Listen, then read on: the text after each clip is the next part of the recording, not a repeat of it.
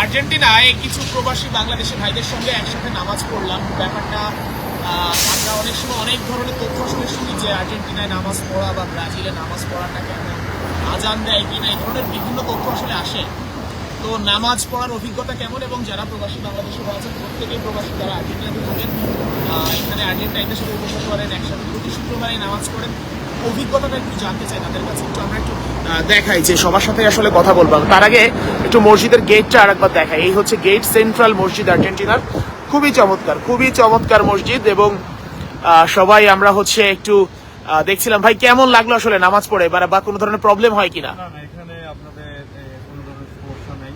আমরা মুসলমান হিসেবে আর্জেন্টিনার মতো একটা দেশে এত সুন্দরভাবে মনে হচ্ছে যে আমরা বাংলাদেশে আছি। বাংলাদেশ সিস্টেমে বাংলাদেশে যেভাবে নামাজ পড়ি, যেভাবে চলি, যেভাবে ইসলাম নিয়ে আমাদের কোনো সমস্যা হয় না, ঠিক তেমনিভাবে আর্জেন্টিনাতে আমরা সেমভাবে নামাজ পড়তেছি, মসজিদে আসতেছি, সবার সাথে দেখা হচ্ছে। ইসলাম নিয়ে তেমন কোনো সমস্যা বা কোনো ঝামেলা সৃষ্টি হয় না এই দেশে। আচ্ছা ভাই, আপনার নামটা তো বলা হলো না। আমার নামটা হচ্ছে জুবায়ের আহমেদ, আমি ঢাকা ক্যানিগঞ্জে থাকি।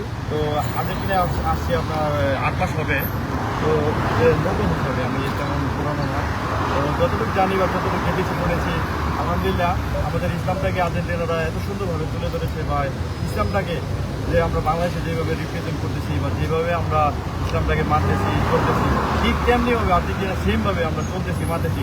এখানে আমাদের কোনো বাধা নাই, কোনো সমস্যা নেই। যার যার ধর্ম শেষে পালন করতেছে, কোনো সমস্যা সৃষ্টি হচ্ছে না। আচ্ছা ভাই, আপনার সঙ্গে একটু কথা বলি। নামটা বলবেন আগে। বাড়ি সাকিব, আমি চাঁদপুর থেকে। চাঁদপুরে বাড়ি। আর্জেন্টিনায় কতদিন আপনি? আমি আজকে 2 বছর।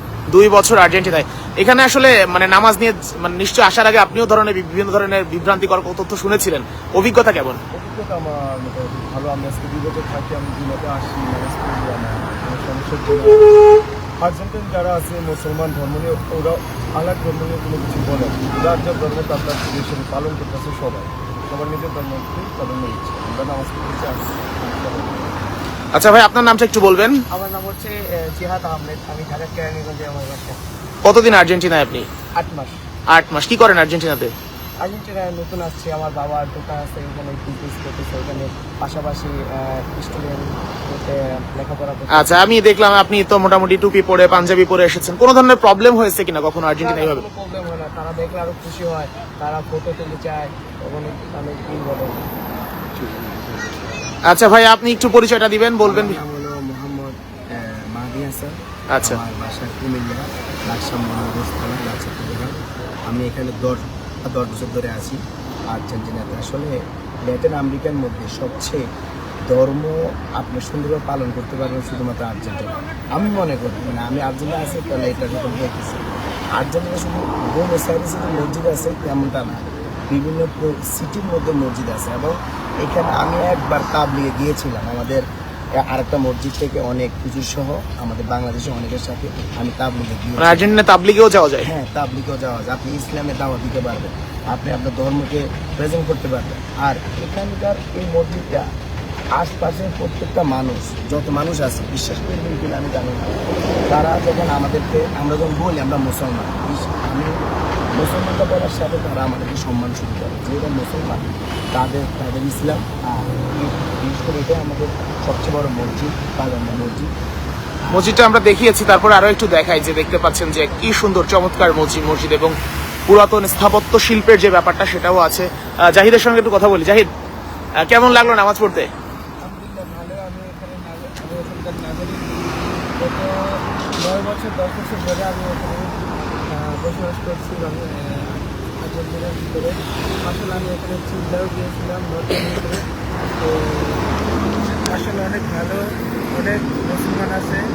এখানকার মুসলমানগুলো মুসলমানের সাথে খুব উন্নত, কিন্তু মাসাল্লাহ অনেক অনেক অনেক জাতীয় মুসলিম আছে, আরব কান্ট্রিজ এবং ইউরোপিয়ান, রাশিয়ান।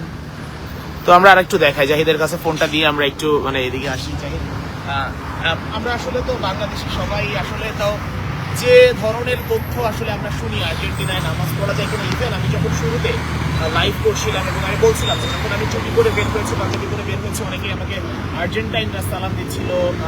তো ওরা আসলে ইসলামকে সম্মান করে, ভালোবাসে, এবং আর্জেন্টিনা নিয়ে যে মানে ধর্ম নিয়ে বা ইসলাম নিয়ে যে গুজব, ওইটা একদমই নয়। নিশ্চয়ই গতকালকে আমরা ফিলিস্তিনের পতাকাও দেখেছি ম্যাচ শেষে পালের মধ্যে।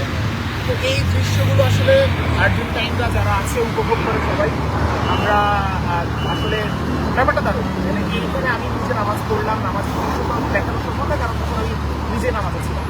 তো এই যে সিনারিগুলো মানুষের মধ্যে যে একটা ভুল ধারণা, ভ্রান্তি বা হচ্ছে একটু মানে অন্যরকম চিন্তা ভাবনা যে কী হয় না হয়, নামাজ পড়া যায় কিনা, মুসলিমদের দেখলে কোনো ধরনের সমস্যা হয় কিনা, একদমই কোনো, আমি নিজের এক্সপিরিয়েন্স শেয়ার করলাম বাসা থেকে বের হওয়া পর্যন্ত বা হোটেল থেকে বের হয়ে মসজিদে আসা পর্যন্ত পুরোটা সময় একটা আপনাদেরকে দেখিয়েছি। এবং আমার কাছে মনে হয়েছে যে মানে যে কেউ মানে ইসলামিক পোশাক বা মুসলিমের ভিতরে মাথায় যে কোনোভাবে আপনি এখানে চলতে পারতেন, বুঝতে পারতেন, নামাজ পড়তে পারবেন, কোনো ধরনের কোনো সমস্যা নেই। ঠিক আছে, তো এইটাই হচ্ছে ব্যাপার। এখানে ব্যাপারটা দারুণ, আয়োজনটা দারুণ এবং মসজিদটাও খুব চমৎকার ছিল।